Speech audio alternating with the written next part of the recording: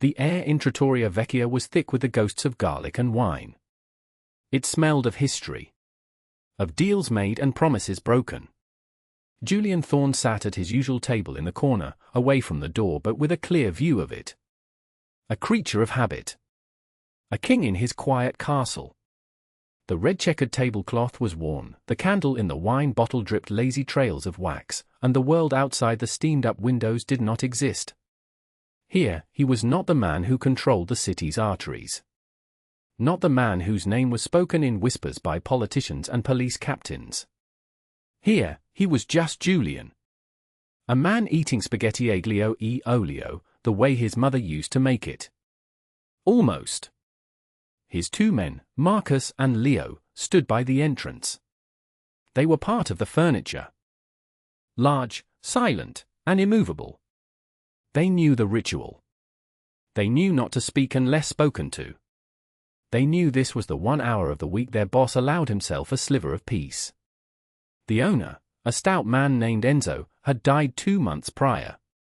His son, a boy with weak eyes and a gambling problem, had taken over. The food had not changed. Not yet. Julian noted the slight dip in quality, the bread a little less fresh, the olive oil a little less robust. A business in decline. A shame. He twirled the pasta onto his fork, a slow, methodical motion. His hands were clean, his nails immaculate.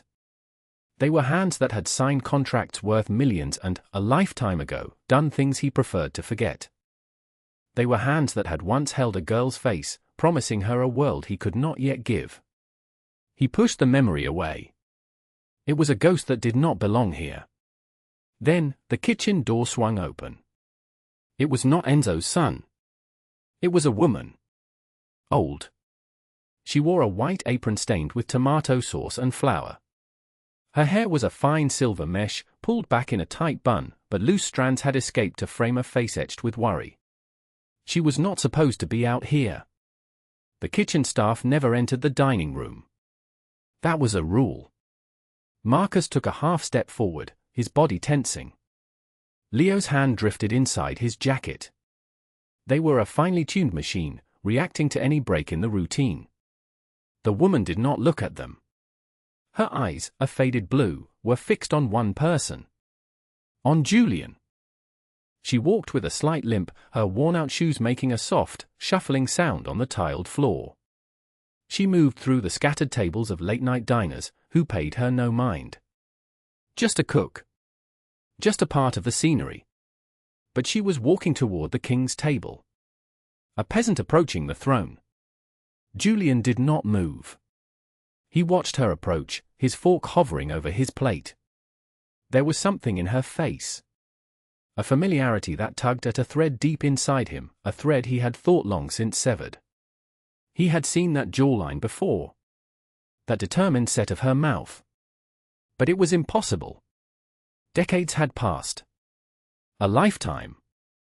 She stopped beside his table, her hands trembling slightly. She held a folded white napkin. It looked like a surrender. Marcus was about to intervene, to ask her to step away, to protect the boss from this strange, fragile intrusion. Julian raised a single finger. A quiet, absolute command. Stop. Marcus froze, his expression a mask of confusion. The woman's tired eyes met Julian's. For a fleeting second, he was not a man in his late 60s with an empire of shadows. He was a boy of 19, standing in the fragrant warmth of a bakery, covered in flour and hope. Her name was on the tip of his tongue. A name he had not spoken aloud in 50 years. Ilara. She said nothing. She simply placed the folded napkin on the table next to his plate of pasta. Her hand, wrinkled and spotted with age, lingered for a moment before retreating as if from a flame. Then, she turned and shuffled back toward the kitchen, disappearing behind the swinging door without a sound. Julian stared at the napkin. It sat there, a stark white square against the red-checkered cloth. An anomaly. A bomb. He waited a full minute, his mind racing, trying to connect the girl from the bakery to the old woman with fear in her eyes. Finally, he reached out and picked it up. The paper was thin, cheap. He unfolded it slowly. Inside, written in a shaky, hurried script, were 3 words. "Run with me." The air left his lungs. The sounds of the restaurant faded into a dull roar. The clinking of cutlery, the low murmur of conversation, the distant city traffic. All gone. There was only the silence of a summer evening 50 years ago. He had been the one to say those words. He had stood before her, his hands full of nothing but reckless ambition, and begged her to come with him. To run. She had refused. She had chosen safety. A simple life. And now, after all this time, she was asking him. Julian Thorne was not a man given to sentiment. His world was one of ledgers, logistics, and leverage. He dealt in concrete realities, shipping containers, union votes, political favors. His power was absolute because it was impersonal. He had built his empire on a foundation of cold, hard logic. Feelings were a liability. A weakness his enemies would exploit without a moment's hesitation. He had learned that lesson early, in the gutters where he was raised. Caring for someone made you vulnerable. It gave the world a handle to turn, a knife to twist. So he had systematically removed all handles. No wife. No children. His connections were transactional.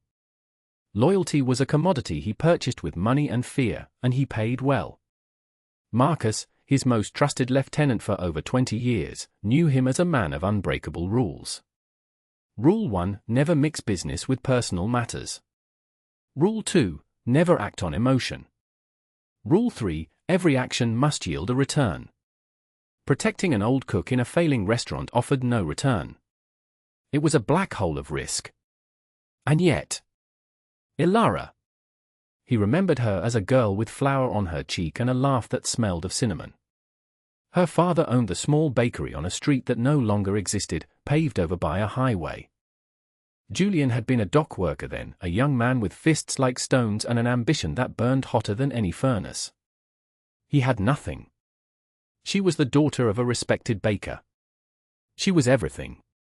He would meet her in the alley behind the bakery before dawn, as she was firing up the ovens.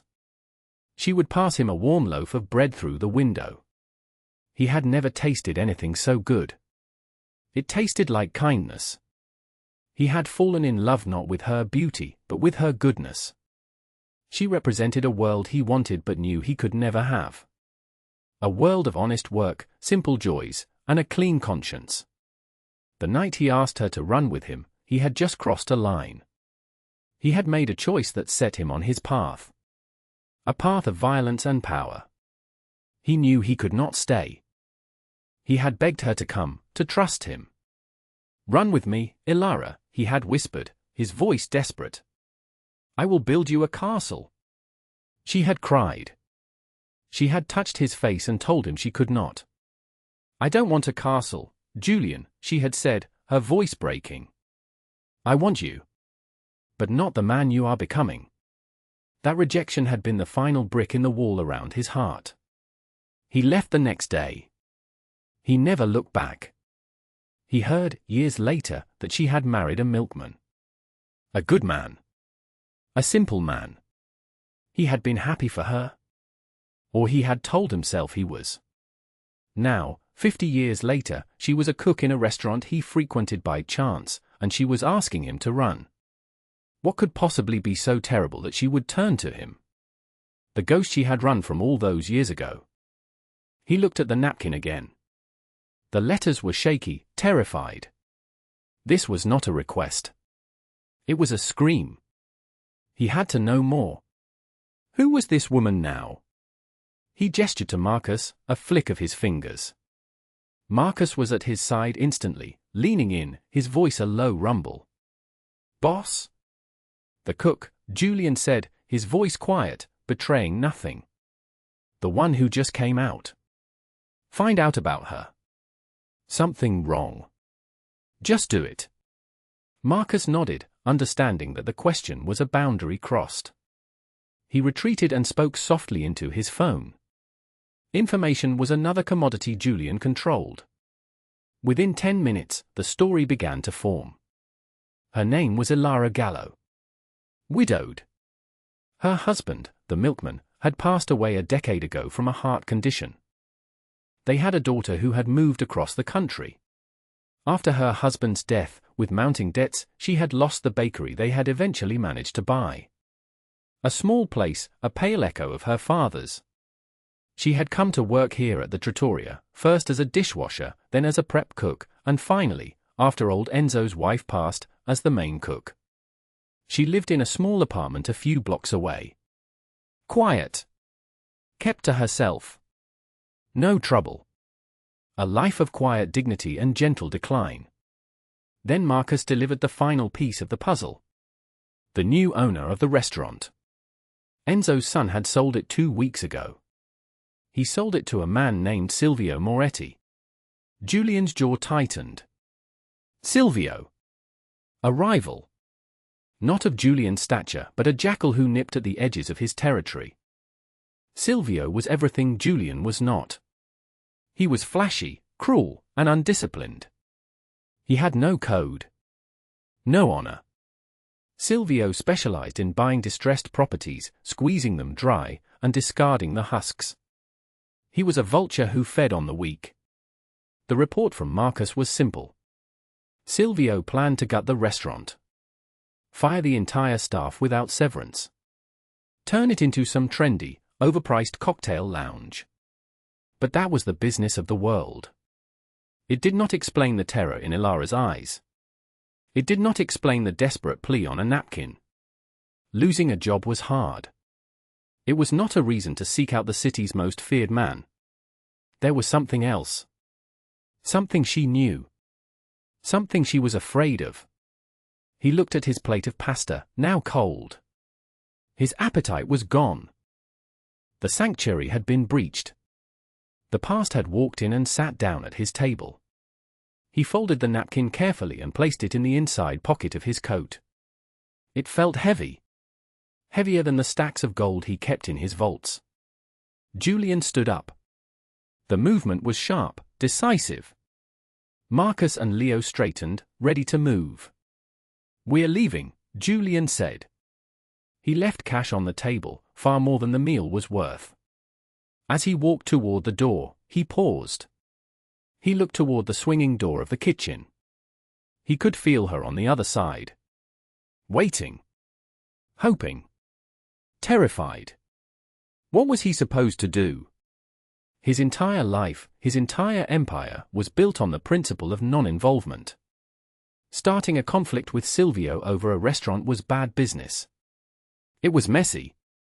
Unprofitable. It violated all his rules. He thought of the girl with flour on her cheeks. He thought of the warm bread she gave him, an act of simple, uncalculated kindness. It was a debt he had never repaid. Perhaps some debts did not expire. He walked out into the cold night air. The city was a web of glittering lights and deep shadows. His city. He had built a castle, just as he had promised. A cold, empty castle. He had spent a lifetime running from the boy he was, the boy who loved a baker's daughter. And now, her ghost was asking him to run again. But this time, it was to run toward something. Toward a duty he had abandoned half a century ago. He got into the back of his black sedan. The leather was cool, the interior silent. Marcus sat in the passenger seat, turned to face him. "Where to, boss?" Julian stared out the window, at the reflection of his own face superimposed over the city lights. The face of a stranger. "Tell me everything about Silvio's plan for that building," Julian said, his voice flat. "Not the public plan. The real 1 inch." Marcus's eyebrows raised a fraction of an inch. This was a significant escalation. "It will take some time. Silvio is discreet in his own way." "I don't have time," Julian said. "I want to know what he intends to do with the basement. I want to know about any construction permits, any shell corporations involved, any new partners.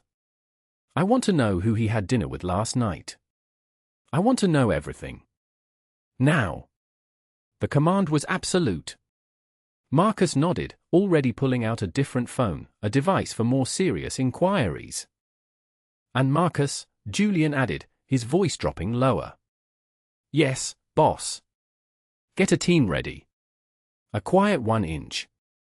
A long silence filled the car, broken only by the soft hum of the engine. Marcus understood.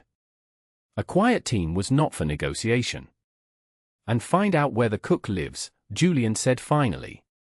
Put a car on her street. Unmarked. No contact. Just watch. I want to know if anyone goes near her. Understood.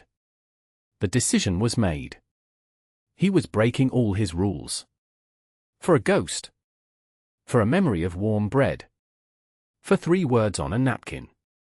He leaned his head back against the seat and closed his eyes. He was 19 again, and the world was terrifying and full of promise. And a girl with cinnamon-scented laughter was telling him she was afraid of the man he was becoming. You were right to be, he whispered to the empty car. You were right. The call came 2 hours later. Julian was in his penthouse office, a sterile space of glass and steel overlooking the sleeping city. He had not been able to sit still. He paced the floor, the napkin now lying on his vast, empty desk. A single white flag in a sea of polished mahogany. Boss, Marcus's voice was tight over the secure line. You were right. It's not just a renovation. Julian stopped pacing. Go on. Silvio isn't in the restaurant business. He's in the logistics business. Just like us, but dirtier. He's been looking for a new distribution point downtown, somewhere central with old, unmapped tunnels in the foundation. The trattoria is perfect. Julian knew the building. It was one of the oldest in the district. Built over a century ago, with a deep, sprawling cellar used for wine and storage. The basement, Julian said. Exactly, Marcus confirmed. It connects to old service corridors, forgotten parts of the subway system. A perfect, hidden highway for moving product. Contraband. Anything he wants to bring into the city without it touching the ports. Without it going through Julian's territory. This was not just about a restaurant. This was a direct challenge to his control. And the staff? Julian asked, though he already knew the answer. They're a liability. Especially the ones who have been there for years. The ones who know the building's layout. Who know every secret corner of that cellar. Like a cook who had worked there for a decade. A cook who might have seen something she was not supposed to see. Silvio is meeting his new partners there tonight, Marcus continued. Midnight. He's giving them a tour. Showing off his new asset. He told the staff the place was closed for cleaning. He's bringing his own crew to handle the transition. Handle the transition. A clean, corporate euphemism for something brutal and final. Now he understood the terror in her eyes. She had overheard something. A stray word, a boast from one of Silvio's men. She knew they were not just losing their jobs. They were loose ends to be tied up. Permanently. Where is she now? Julian asked. In her apartment. The lights are on. Our team is in position. She hasn't left. Julian looked at the clock on his wall. It was 11:15 p.m. Silvio will make his move on her after his meeting, Julian stated. It was not a question. He'll want to present a clean slate to his partners. That would be his play, Marcus agreed. Where is the meeting? In the main dining room. He wants to impress them. The same room where Julian had sat just hours before. The same room where Ilara had handed him the napkin. The world had a dark sense of poetry. The team you assembled, Julian said. How many? For men. The best. Quiet, as you said. Meet me at the location in 20 minutes. Enter through the rear. No visible approach. Disable their surveillance before you do anything else. And you, boss? Marcus asked, a note of concern in his voice. You're coming? It was a breach of protocol for Julian to be on site for such an operation. He was the general, not the soldier. This one is personal, Marcus, Julian said, his voice cold as glass. He hung up the phone. He walked to his desk and picked up the napkin. Run with me.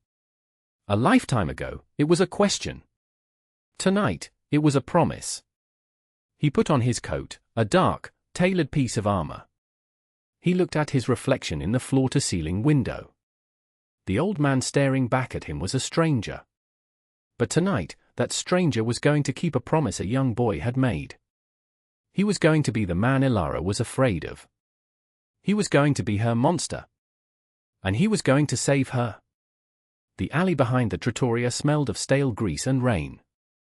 It was a narrow canyon between brick walls, lit by a single, flickering bulb.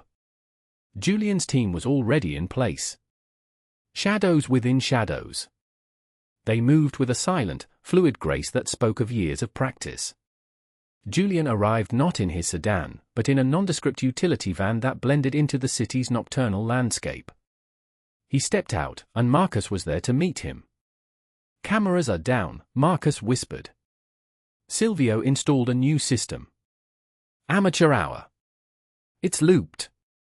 How many inside? Julian asked. Silvio and 2 of his men. His partners just arrived. 2 of them. 5 total. And our positions. 2 men on the roof, covering the front and back. 2 with us, ready for entry. The plan is simple.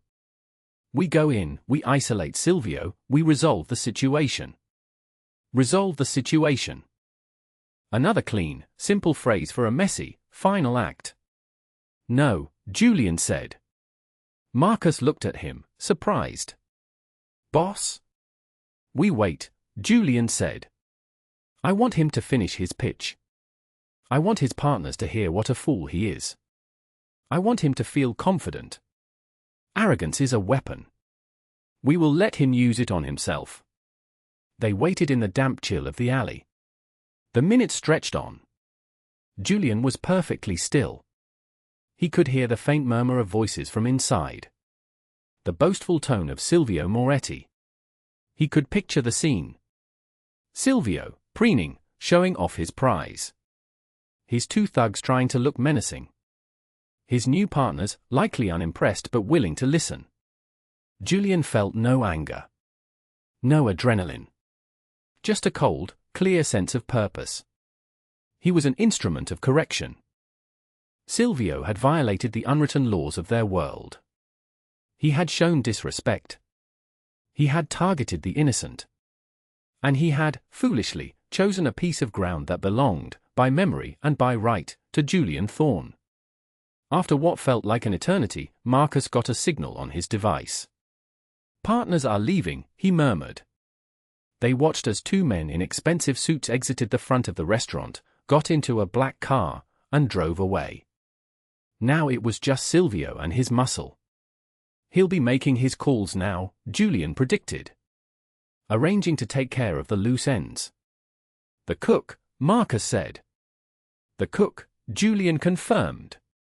Now? Marcus asked. Now, Julian said. The 2 men with them moved to the back door. There was no sound of a lock being picked.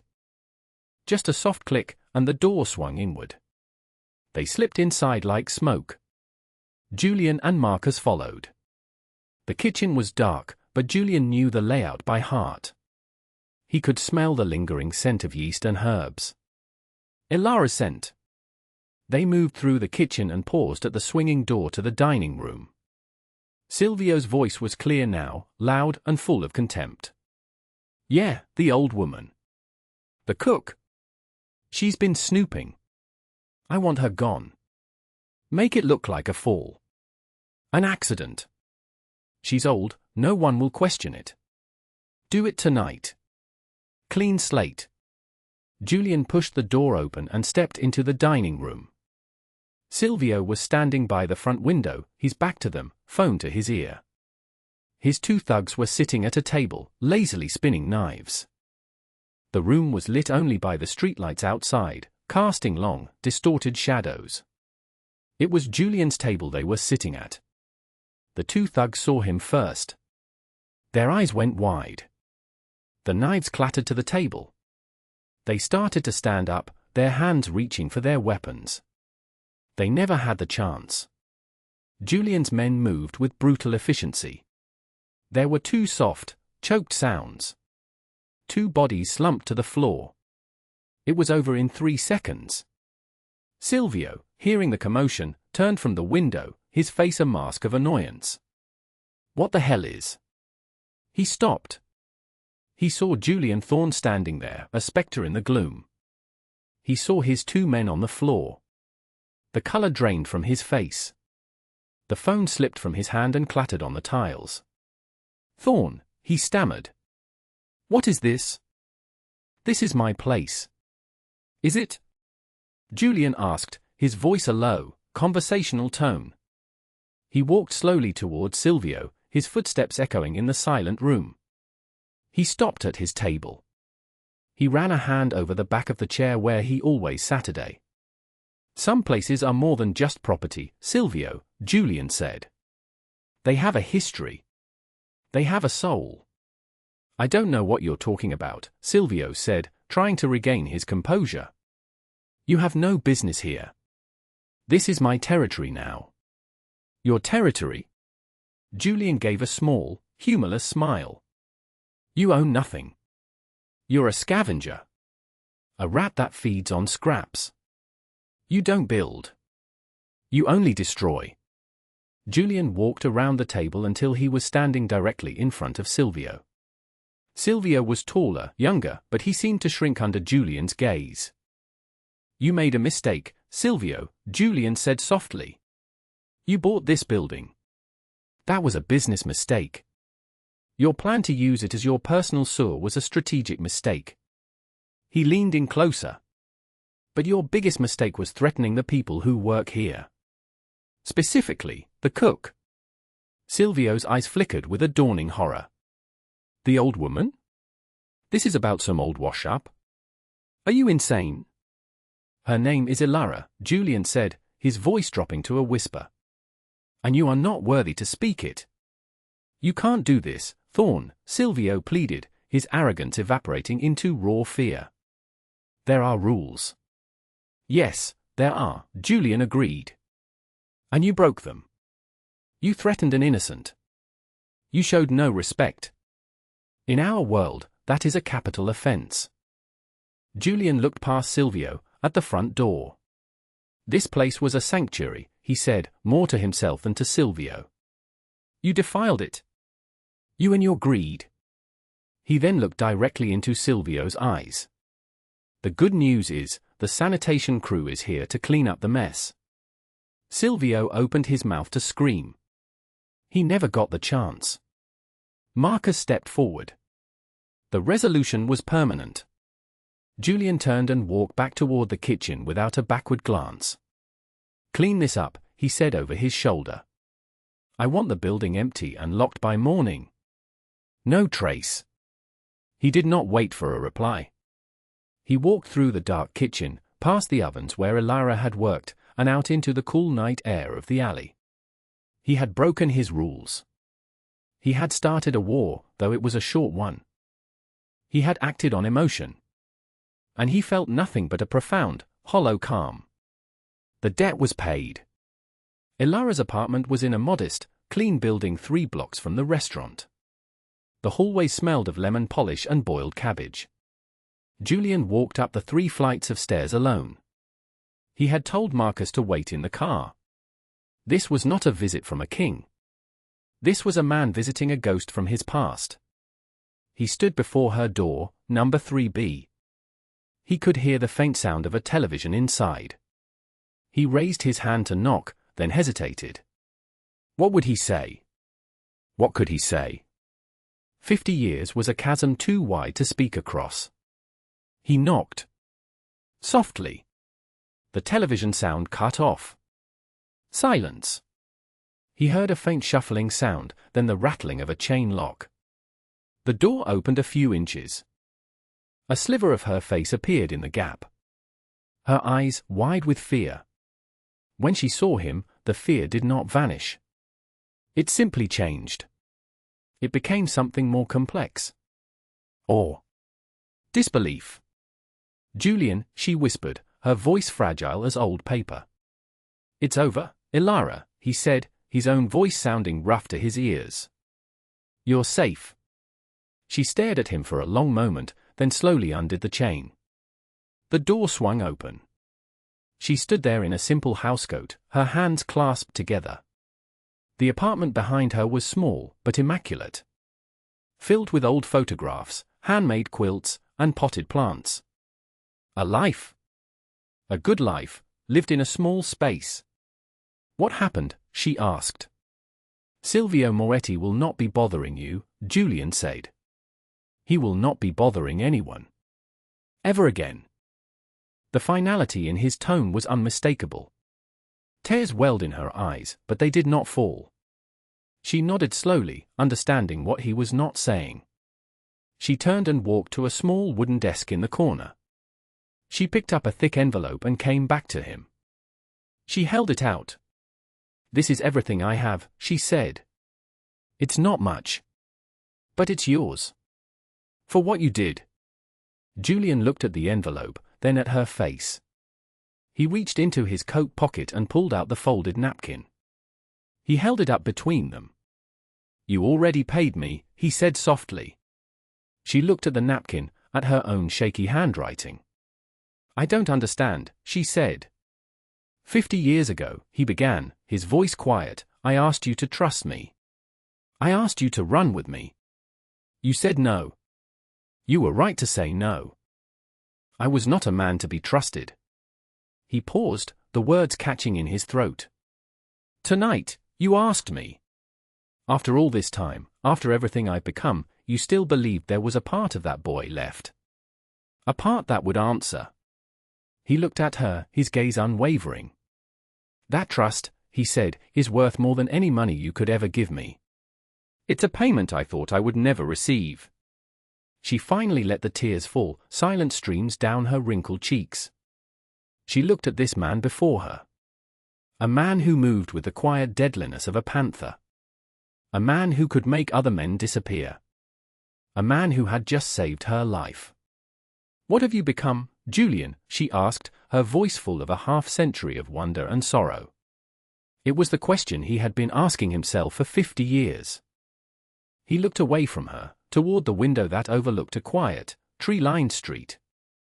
He saw the reflection of a tired, old man. "I became what I had to become to survive," he said, his voice barely a whisper. He turned back to her. "But tonight," he said, a strange softness in his eyes, "you reminded me of who I was supposed to be." He took a step back, toward the door. "The restaurant is safe," he said. "The staff is safe." He paused. "It's yours now, Ilara. The building. The business. I've arranged for the deed to be transferred to your name. It will be finalized by the end of the week." She gasped, her hand flying to her mouth. "No. I can't. I couldn't." "You can," he said, his tone leaving no room for argument. "Run it. Make it your own. Fill it with light again. That is all the payment I require." He gave her one last, long look. A look that spanned 50 years. "Goodbye, Ilara," he said. He turned and walked away, closing the door softly behind him. He did not look back. He walked down the stairs and out into the night, leaving the boy from the bakery behind him for the second, and final, time. 1 year later. The trattoria vecchia was gone. In its place stood Ilara's kitchen. The old, faded sign had been replaced with a brightly painted one, with cheerful, looping script. The red-checkered tablecloths were still there, but now they were crisp and clean. New curtains hung in the windows, and pots of bright red geraniums sat on the sills. The place was full. Laughter and the happy clatter of plates and forks filled the air. It smelled of fresh basil and baking bread. It smelled of life. Ilara Gallo, her hair now a proud crown of white, moved between the tables. She no longer limped. She wore a clean blue dress, not a stained apron. There was a light in her eyes that had been absent for years. She would stop at tables, her smile genuine, her warmth filling the room. She had hired back the entire old staff. She paid them well. The restaurant was her home, and everyone in it was her family. She had made it a sanctuary again. Sometimes, late at night, when the last customer had gone and the kitchen was quiet, she would stand in the dining room and look at the corner table. His table. He had never come back. She knew he never would. But she saved the table for him every night, just in case. Miles away, in a skyscraper that pierced the clouds, Julian Thorne sat behind his mahogany desk. His office was as it always was. Minimalist. Cold. A testament to a life of control and isolation. But there was one new object. On the corner of his desk, in a simple, elegant silver frame, sat a folded white napkin. The ink was slightly faded now, but the words were still clear. "Run with me." Marcus had seen it 100 times. He had seen the boss, in rare moments of quiet contemplation, run a finger over the glass. He never asked. He knew better. He knew it was a relic from a different world. A world his boss had visited for one night, before returning to his own. Julian looked out the window at the sprawling city below. His kingdom. He had built his castle of glass and steel. He was powerful. He was feared. He was alone. But he was no longer haunted by the ghost of a boy who broke a promise. He had kept it. 50 years late, but he had kept it. And in the quietest part of his heart, a place he rarely visited, he knew it was the single most profitable transaction of his entire life. It is a strange and powerful truth that the bravest acts are often born not of strength, but of desperation. A quiet plea, a whispered cry for help, can echo louder than any gunshot. It can travel across decades, through walls of power and fear, to find the one person meant to hear it. For a man who has everything, the only thing left to gain is a piece of what he lost. A memory of kindness. A chance at redemption. A reminder that even in a world of shadows, one small light can show you the way home. And that the greatest castles are not built of stone and steel, but of promises kept and second chances taken.